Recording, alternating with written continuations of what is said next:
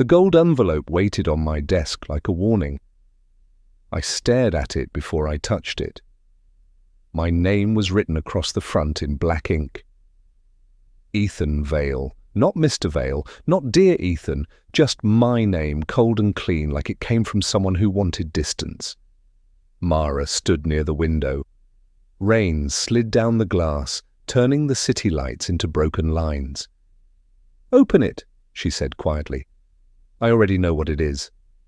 "Then open it anyway." I slid one finger under the seal and pulled out the invitation. Thick paper, gold border, the kind rich people used to remind the world they were rich. The Harlow family invites you to celebrate the anniversary of Harlow Trust Bank. My throat tightened before I reached the bottom. Hosted by Richard Harlow and his daughter, Vivian Harlow. Vivian. Her name still had weight. I hated that. Or 3 years should have been enough time to make it light. 3 years should have turned her into a memory I could pass without pain. But the moment I saw her name, I heard her voice again. "Ethan, my father just needs time." That was what she had said the night Richard Harlow looked at my worn jacket and called me a charity case in a cheap suit. I had laughed then because I thought love could survive pride. I was wrong. I dropped the invitation. "No." Mara turned from the window. "No? I'm not going." "You need to.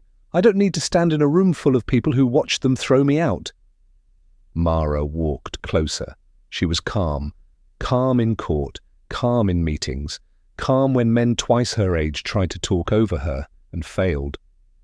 "This is not about your pride," she said. I looked up. Then what is it about?"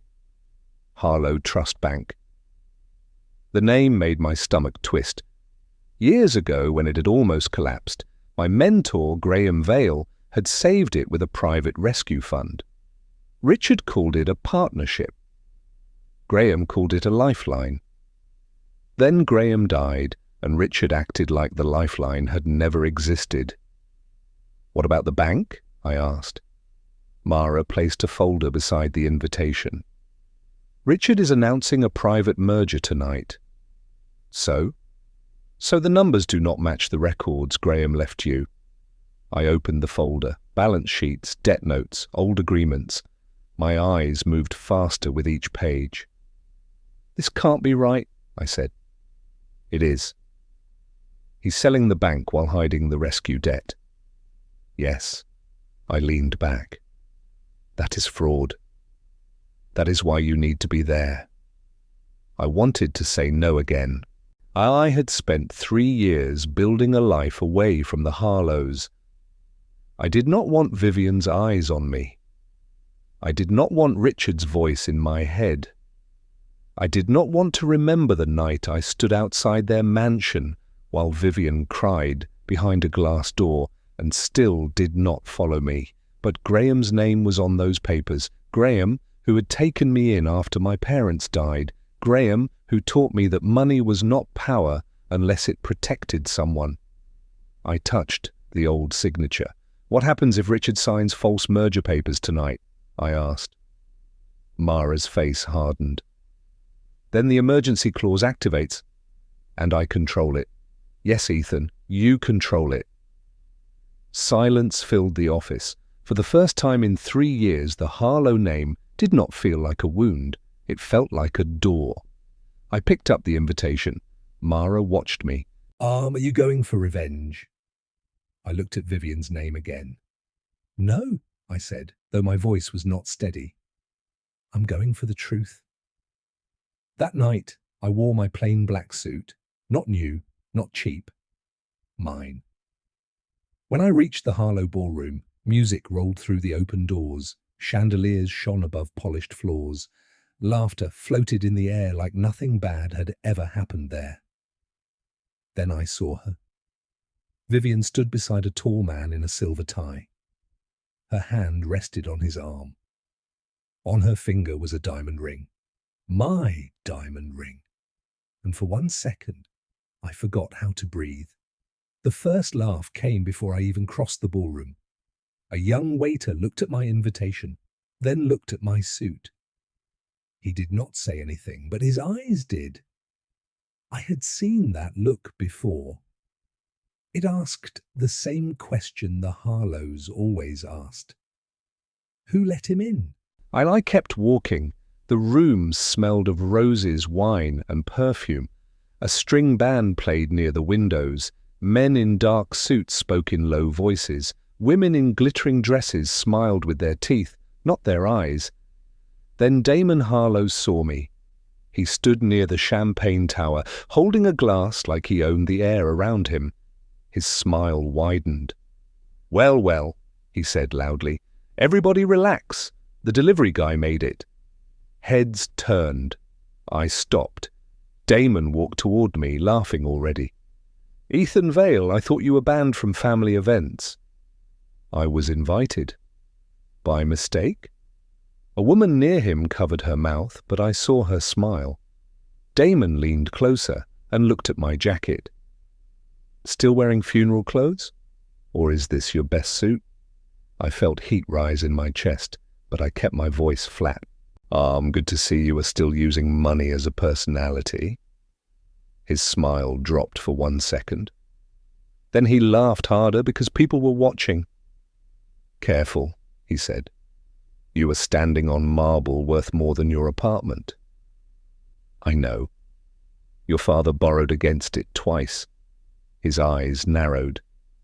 "What did you say?" Before I could answer, Vivian appeared. She looked even more polished than I remembered. Her dark hair was pinned back. Diamonds touched her neck. The ring on her finger flashed every time she moved her hand. My ring. Her eyes met mine, then quickly moved away, as if eye contact might stain her. "Ethan," she said softly. "Why are you here?" I held up the invitation. "Your family invited me." Damon snatched it from my hand. "Probably pity. We do charity every year." Vivian touched his arm. "Damon!" Stop. For 1 second, hope moved inside me. Then she looked at me again and killed it. "You should leave before this becomes uncomfortable." I stared at her. "For who?" Her lips parted, but no words came. "For you?" I asked. "For me? Or for the man wearing my future on his arm?" The man in the silver tie stepped forward. "Vivian, is there a problem?" She swallowed. "No, Charles. This is Ethan, an old friend." Old friend. 2 words. 3 years of love burned down to 2 words. I smiled, but it hurt. "Nice to meet you, Charles." Charles offered his hand slowly, like touching me might lower his value. I shook it anyway. Damon grinned. "Charles is from the Whitmore family. Real money, real bloodline, real future." "Sounds heavy," I said. "Hope he can carry all that." Damon stepped closer. You still talk like you matter." A deeper voice cut through the space. "He never did." Richard Harlow came toward us with a smile that belonged on a courtroom wall. Cold, framed, empty. Everyone made room for him. "Ethan," he said, "I wondered if you would be foolish enough to come." I almost wasn't. You should have trusted that feeling. I looked at the man who had once taken Graham's help with both hands, then wiped his mouth and called us nothing. "I came to congratulate you," I said. Richard's eyes sharpened. "On what?" "The merger." The air changed, only enough for me to notice. Damon looked at his father. Vivian looked at the floor. Richard smiled again, but this time it was thinner. "Business rumors are dangerous for small men. They make them feel tall." "I heard tonight is important." "Tonight is family business." "Funny," I said. 3 years ago, you said Graham was family when you needed his money." Richard's face froze. Damon's glass stopped halfway to his mouth. Vivian whispered, "Ethan, don't." That whisper told me everything. They remembered. They all remembered. Richard stepped close enough that only I could hear him. Do not speak that dead man's name in my house. My hands curled once, then relaxed. Your house? I said. Or the bank's? His eyes turned black with anger. Before he could answer, an assistant rushed past us carrying a leather folder. The cover slipped open. I saw the merger seal. I saw the debt column. And I saw the number that should have included Graham's fund. It was missing. Richard was not just hiding the past. And he was selling it. Richard walked to the stage like a king returning to his throne. The lights softened. The music faded. Waiters stopped moving. Every guest turned toward the center of the ballroom, where a platform stood under gold light. Damon clapped first. Others followed. I stayed near the side wall, half hidden behind a marble pillar. From there, I could see everything. Vivian stood beside Charles near the front. Her smile looked perfect, but her fingers kept touching the ring on her hand. My ring. Richard lifted his glass. "Friends," he began, "tonight is not only a celebration of Harlow Trust Bank, it is a celebration of family, loyalty, and honor." The word honor almost made me laugh. I looked at the older men near the stage, board members, investors, people who trusted Richard because his suit was expensive and his last name sounded old. They had no idea the floor beneath them was cracked. Richard continued, "For 50 years, this bank has protected families, built futures, and carried a name people can trust." Trust. I felt Graham's old letter burning inside my jacket pocket. I remembered him sitting across from Richard years ago, sick but proud, saying, "Fix the bank, protect the depositors, do not use my money to polish your family name." Richard had nodded then. Now he stood under gold lights, selling that lie with a smile. "To my children," Richard said, looking at Damon and Vivian, "you are the future of this family." Damon raised his glass. Vivian smiled, but her eyes looked tired. "And to our new partners," Richard said, "tonight marks the beginning of a stronger chapter." Applause filled the room. My phone vibrated. "Mara, watch him closely. If he announces before signing, we wait. If he signs first, clause activates." My jaw tightened. On stage, Richard took a black folder from his assistant. The merger seal shone on the cover. "Before I sign," he said, "I want to thank every person who believed in this family." Damon stepped onto the platform. "Dad," he said into the microphone, "wait, before the boring bank stuff, I want to make a toast too." People laughed. Richard smiled. "Make it short." Damon turned toward the crowd, then his eyes found me. My stomach dropped. "And I want to thank the people who remind us how far we have come," Damon said, "even the ones who show up uninvited." A few guests followed his gaze. Now everyone saw me. Damon grinned. Ethan Vale, ladies and gentlemen, my sister's old mistake." Laughter broke out. Vivian's face went pale. "Damon," she whispered. He ignored her. 3 years ago, Ethan thought love was enough to buy a seat at this table, Damon said. Tonight, he came back. Maybe for closure, maybe for money. More laughter. The room blurred. I heard my heartbeat. I heard Graham's voice. "Stand straight, Ethan. Never give small people the joy of seeing you bend." Damon lifted his glass toward me. "To Ethan, proof that not every investment grows." The room laughed. I walked forward, not fast, not angry, just forward. The laughter faded as I reached the front. Richard leaned toward the microphone. "Ethan, this is not the time." I looked at him. "Then when is the time to talk about money you never repaid?" Silence hit the ballroom. Damon lowered his glass.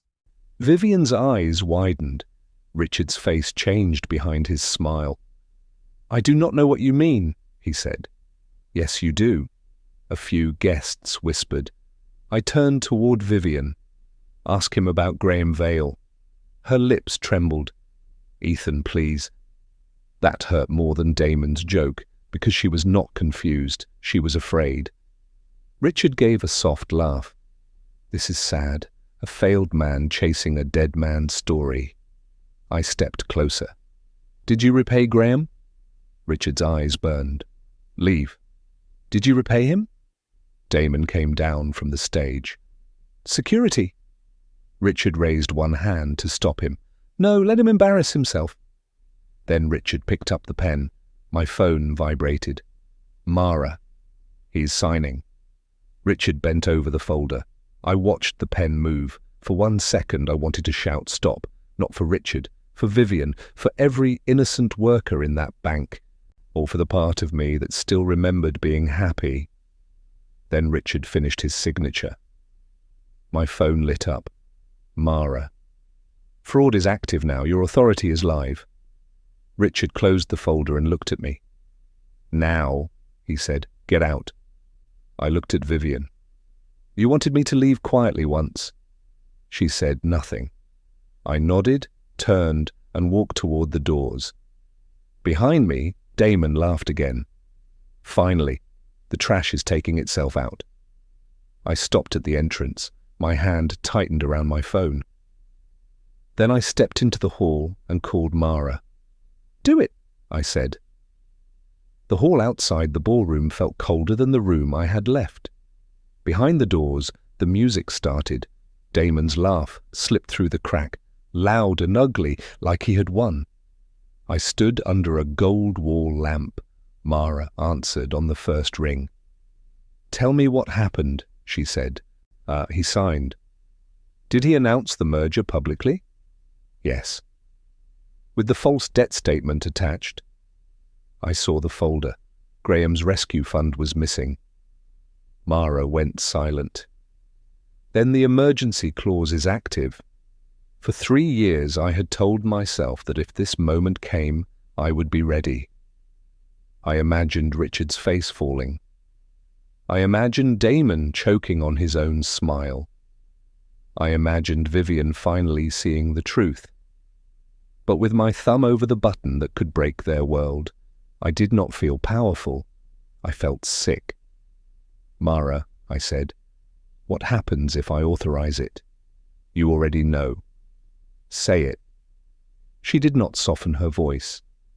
We freeze the rescue fund, notify regulators, expose the hidden debt, and trigger a controlled liquidation of Harlow Trust Bank. The word hit me hard. Liquidation. Not a rumor, not revenge talk. A real legal process. Assets sold, control removed, the Harlow name stripped away. And the depositors? I asked. Protected. Graham built that safety net himself. He knew Richard might do this. A laugh came out of me, but it had no joy. Of course he did. Ethan, I'm here. You need to decide now. If Richard finishes the second signing, innocent people may get trapped. Through the doors, I heard applause. Richard was probably smiling again. Damon was probably lifting another glass. Vivian was probably beside Charles, wearing my ring, pretending she did not know what her father had done. My hand tightened around the phone. Am I doing this for justice? I asked.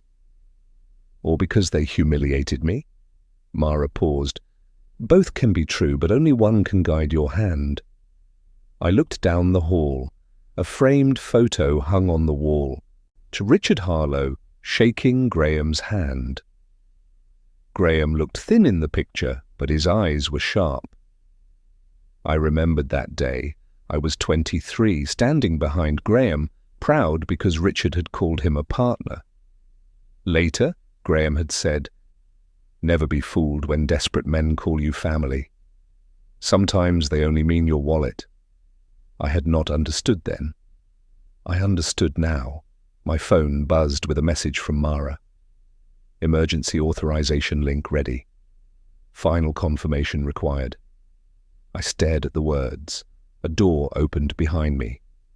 Ethan. Vivian's voice. I turned. She stood near the ballroom doors, her face pale under the soft lights. For the first time that night, she did not look polished. She looked scared. Why are you doing this? She whispered. I looked at her hand. The ring flashed. You know why? No, I don't. Yes, you do. You just don't want to say it out loud. She stepped closer. My father said Graham's money was settled. Did you believe him? Her silence answered. I nodded slowly. That was always the problem with you, Vivian. You only asked questions when the truth started costing you. Tears filled her eyes. Ethan, please. Whatever you think you know, don't do something you can't take back. I almost broke then. Not because she was right. Because once her tears had been the one thing I could not survive. I lowered my voice. 3 years ago I stood outside your house in the rain. Your father called me trash. Damon laughed. You watched from the window. Her lips trembled. I was afraid. So was I. She looked at me like that hurt. I lost everything that night, I said. But I did not lie. But your family did. My phone vibrated again. Mara, Ethan, now! Vivian saw the screen. Her face changed. What is that? The truth finally getting paperwork? Ethan, wait! Inside the ballroom, Richard's voice rose through the speakers. To the future of Harlow Trust Bank, the crowd cheered. I looked at Vivian one last time. I'm not destroying your family, I said. I'm removing the mask. Then I pressed authorize. For 10 seconds, nothing happened. Vivian stared at me. I stared at the doors. Then, inside the ballroom, a phone rang. Then another, then 10 more.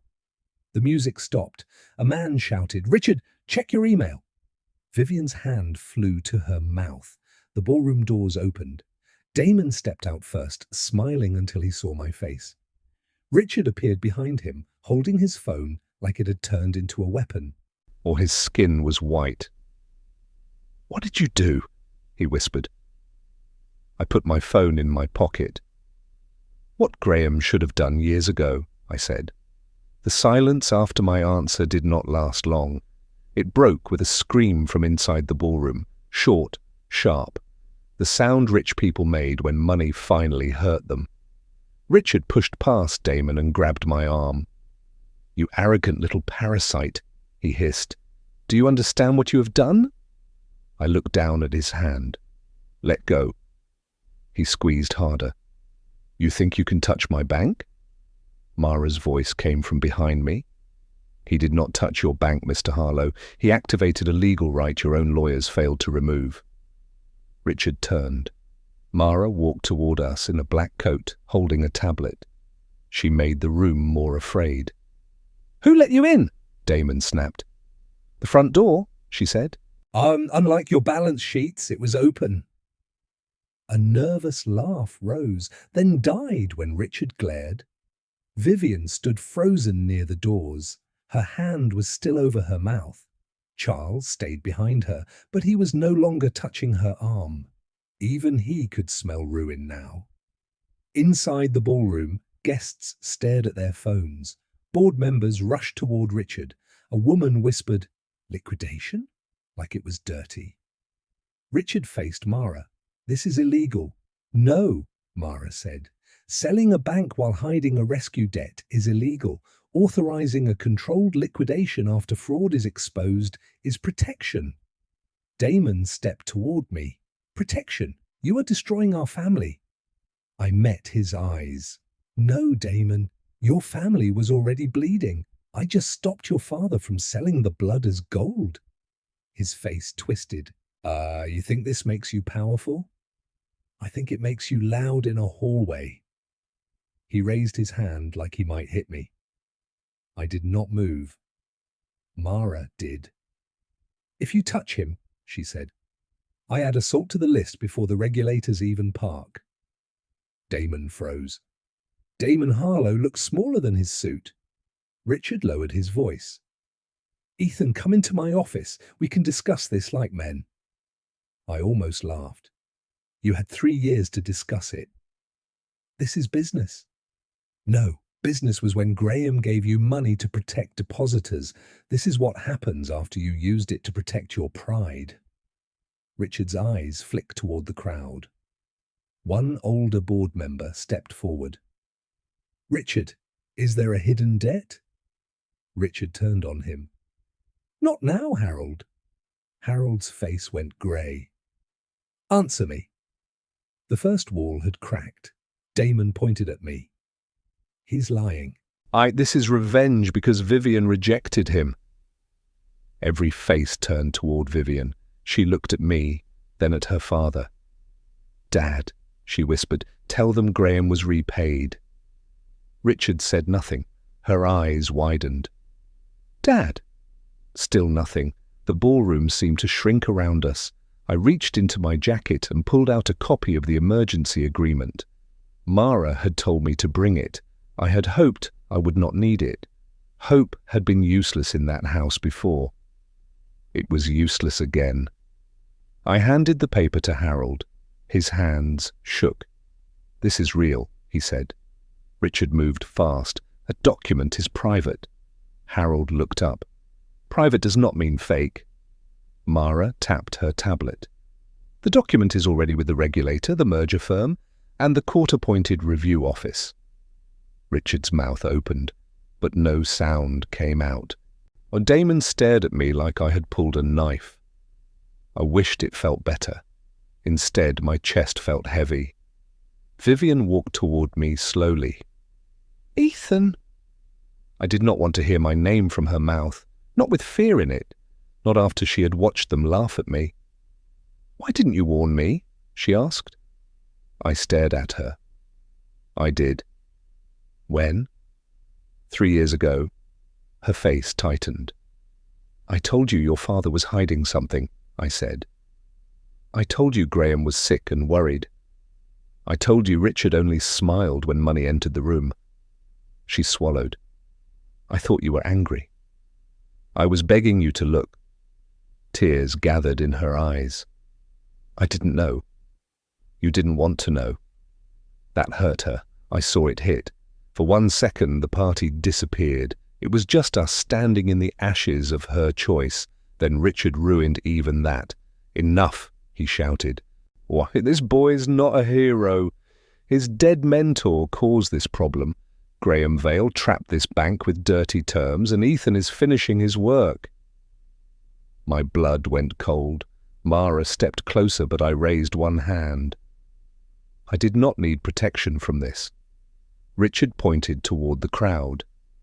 Graham Vale was never our savior. He was a predator. He used our weak moment to take control. The room shifted. I heard whispers. Damon saw the chance and grabbed it. Exactly. Ethan's family planned this. My hands curled at my sides. Vivian looked at her father like a stranger. Dad, she said, is that true? Richard looked at her, then at me. His smile returned. Yes, he said, and I can prove it. I took one slow breath. Now he had done more than lie about money. He had tried to bury Graham twice. Richard's words sat in the room like poison. For a moment, and nobody moved. Even the music seemed afraid to start again. I looked at him, and all the anger I had held back for 3 years rose into my throat. Say his name again, I said. Richard smiled because he thought pain made me weak. Graham Vale was a predator? Vivian flinched. Damon folded his arms. You heard him. Your precious Graham trapped us. Now you're using his dirty papers. I stepped toward Damon. Be careful. Or what? Mara touched my arm. Ethan. I stopped, but my eyes stayed on Damon. Graham fed me when I had no parents. He paid hospital bills for strangers. He saved your bank because he thought depositors were more important than pride. Richard laughed. A beautiful speech from a loyal dog. Harold, the board member, looked shaken. Richard, if Graham trapped the bank, why was there no complaint? Richard snapped. Why? Because we were protecting the family name. Mara lifted her tablet. No, because Graham had proof. Richard's smile faded. I reached inside my jacket. Richard's eyes followed my hand. "What is that?" Vivian asked. "A letter," I said. "The last thing Graham gave me before he died." The room fell silent again. I unfolded the paper carefully. My fingers knew every crease. I had read it so many times that some nights I heard Graham's voice without opening it. I looked at Richard. "You want to put dirt on a dead man because you think he cannot answer." Then I raised the letter. "So I will answer for him." Mara stepped beside me. This letter was notarized, copied, and stored with Graham Vale's attorney. The original was released to Ethan after Mr. Vale's death. Richard's jaw tightened. "Ordis, a dead man's letter means nothing." "It means motive," Mara said. "And warning," Vivian whispered. "Read it." Richard turned to her. "Vivian, stay out of this." She looked at him, and for the first time that night, she did not obey. "No," she said. "Read it, Ethan." My chest hurt when she said my name like that. Soft, broken, too late. I read. "Richard, I'm giving you 12 months to correct the bank records, repay the emergency fund, and protect the depositors. If you fail, the control rights will remain with Ethan Vale. Do not mistake my silence for weakness. I am choosing peace because your daughter loves him, but I will not let love become a cover for fraud." The room was so quiet I heard someone gasp. Vivian's hand went to her mouth. Damon's face changed from anger to panic. Richard tried to speak, but I kept reading. "Shida, you told me your bank needed time. I gave you time. You told me your family needed privacy. I gave you privacy. But if you hide this debt, sell false numbers, or blame my name after my death, then you prove exactly what I fear. You do not want rescue, you want permission." I lowered the letter. Harold looked at Richard like he had never seen him before. "You knew." Richard swallowed. "That letter is emotional nonsense." Mara swiped her tablet. "There is more than emotion." Screens around the ballroom changed. Mara's file appeared on the event system. Emails appeared on the big display. Richard to Damon. Subject, Graham debt. Damon's eyes went wide. "Dad," Mara read aloud, "keep the old debt off the merger sheet. No buyer will accept us if Graham's clause appears." A wave of whispers rolled through the guests. Richard shouted, "I turn that off." Damon grabbed his father's sleeve. "You said those emails were deleted." And there it was. The mistake, the truth, spoken by the son who had never learned when to shut his mouth. Every head turned toward Damon. Mara smiled once. "Thank you, Mr. Harlow." Damon's lips parted. "I didn't mean—" "You did," I said. "For once you helped." Vivian stared at her brother, then at Richard. Tears slipped down her face. "You knew," she said to her father, "all this time." Richard's voice softened. "I did it for us." "No," she said. "You did it for your name." He stepped toward her. "Everything I built was for this family." She looked around the ruined ballroom. "Then why does it feel like you sold us first?" Before Richard could answer, the front doors opened. 2 men in dark coats entered with security behind them. A woman followed, all holding a badge and a folder. Mara leaned close to me. "Regulators." The woman stopped in front of Richard. "Mr. Harlow," she said, "we need you to come with us." Damon backed away. Richard looked at me with pure hate. I folded Graham's letter and held it against my chest. I did not feel like trash. I felt like a witness.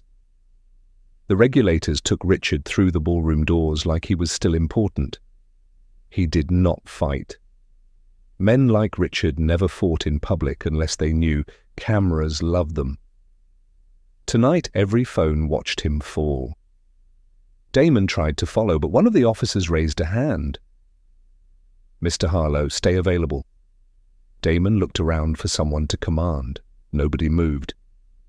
His friends stared at the floor. The same people who had laughed at me 10 minutes ago now acted like they had never heard his voice. Oh, funny how fast rich rooms changed when the money started screaming. Mara stood beside me. "You okay?" I almost said yes. Then I looked at Vivian. She stood near the broken champagne tower, one hand wrapped around her ring, like she wanted to pull it off but could not. Charles was gone. I had not even noticed him leave. "No," I said, "but I am standing." Mara walked away to speak with Harold and the regulators. I turned toward the balcony doors. I needed air before the room swallowed me. Rain tapped against the glass outside. The city below looked calm, like it had no idea an empire had cracked open above it. I stepped onto the balcony and let the cold hit my face. At last, I was alone. Then the door opened behind me. "Ethan." I closed my eyes. "Vivian." "Don't," I said. I just want to talk." "You talked inside." "No," she whispered. "Inside I performed, like I always do." I turned around. Her hair had loosened. Makeup had run under her eyes. The diamond on her finger looked too bright in the dark.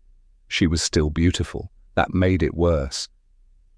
"What do you want from me?" I asked. She looked down. "I don't know." "At least that is honest." She stepped closer, but not too close. "I am sorry." The words landed too softly for the damage behind them. "For tonight?" I asked. "For 3 years ago? For calling me an old friend? Be clear, Vivian. I am tired of guessing which wound people mean." Her lips trembled. "For all of it." I looked back at the city. "That is a large apology." "I know." "No," I said. "You don't. You know you lost. You know your father lied. You know people saw it. But you don't know what it felt like to stand outside your house while the woman I loved watched from a window and did nothing." A tear fell down her cheek. "I was afraid," she said. "So was I." Her face broke. That was the answer she had no defense for. "My father told me you wanted our money," she said. "He said Graham used you. He said if I chose you, I would lose everything." "And you believed him?" "I wanted not to." "But you did." She wiped her face with shaking fingers. "I was raised to think money was safety. That name was safety. That poor people could love you today and drag you down tomorrow." I laughed once, cold and small. "And rich people only ruin you with better lighting." She looked at the ballroom. "I see that now." "Now." "I know it is late." "Vivian, it is not late." Late is when someone still has a place to arrive. This is past that." She took the ring off. My breath caught. She held it in her palm. "I never should have kept this." "No," I said. "You shouldn't have worn it beside another man. I thought if I made myself hard enough, I would stop missing you." "Did it work?" "No." For one dangerous second, the old part of me reached for her. The part that remembered cheap movies and her sleeping with her hand in mine. Then I remembered the window. I remembered Damon laughing. I remembered her silence. She reached out with the ring. "Can you take it?" I shook my head. "No, keep it, sell it, throw it away. I don't want proof that I once begged to be chosen." Her hand dropped. "Is there any way back?" she asked. The question hurt because the answer still had blood in it. I still looked at her for a long moment. "You didn't lose me tonight," I said. "You lost me the day you stayed silent." Vivian covered her mouth, but the sob came through anyway. I walked past her toward the door. Behind me, she whispered, "Goodbye, Ethan." I stopped only long enough to answer, "Goodbye, Vivian." Morning came without mercy. By sunrise, every news site had the same picture. Richard Harlow walking out of his own party between two regulators, his face pale, his gold anniversary banner still hanging behind him. I sat in Mara's office with Graham's letter on the table between us. "You should sleep," she said. I tried. And I kept hearing Damon call me trash. Mara looked up from her files. "People usually insult what scares them." I almost smiled. "Ah, that sounds like something Graham would say." "It is something Graham did say. I stole it from his notes." For the first time all night, I laughed. It was small, tired, and painful, but it was real. Harold called an hour later. He sounded older than he had at the party. "The court accepted the liquidation plan," he said. "Depositors are protected. Branch workers will be paid during the transition." I closed my eyes. "Good. You could have destroyed everyone," Harold said. "You didn't." "No," I said. "Graham didn't." After the call, Mara pushed another folder toward me. "This gives you full legal claim to the recovered assets tied to Graham's fund." I stared at it. "So I win." "You survived," she corrected. "Winning is what you decide next." That stayed with me. By afternoon, I drove to the cemetery. The sky was grey, and the grass was wet. Graham's stone stood under an old tree, simple and clean, just like he wanted. I stood there with his folded letter in my hand. "I did it," I said. But I almost hated myself while doing it. The wind moved through the branches. "I wanted them to hurt," I admitted. "I wanted Richard to feel small. I wanted Damon to choke on every word. I wanted Vivian to look at me and regret everything." My throat tightened. Then she did. And it didn't fix me. I placed the letter against the stone. "You were right," I whispered. "Power does not heal a man. It only shows him what is still broken." My phone buzzed. "Mara." "Richard's lawyers want a settlement meeting." I typed back, "No meeting today." Then another message appeared from an unknown number. "Ethan, I know I have no right to ask for anything, and I just wanted to say I am sorry. Not because I lost my family name, because I finally saw what my silence did to you. Vivian." I read it twice. Then I put the phone away. Some messages did not need answers. Some doors stayed closed because opening them again was just another way to bleed. That evening, Mara found me outside the cemetery gate. "Do you regret going to the party?" she asked. I looked back at Graham's grave, then at the city beyond the trees. The Harlows had lost their bank, their power, and their perfect story. But I had not won because they fell. I had won because I no longer needed them to stand. "No," I said. "They treated me like trash because they thought I was empty. 10 minutes later, they learned I was the flaw holding up their whole world." Mara smiled. "And now?" This time, my name would not be borrowed, hidden, or erased again. I walked toward my car. "Now," I said, "I build something they can never touch."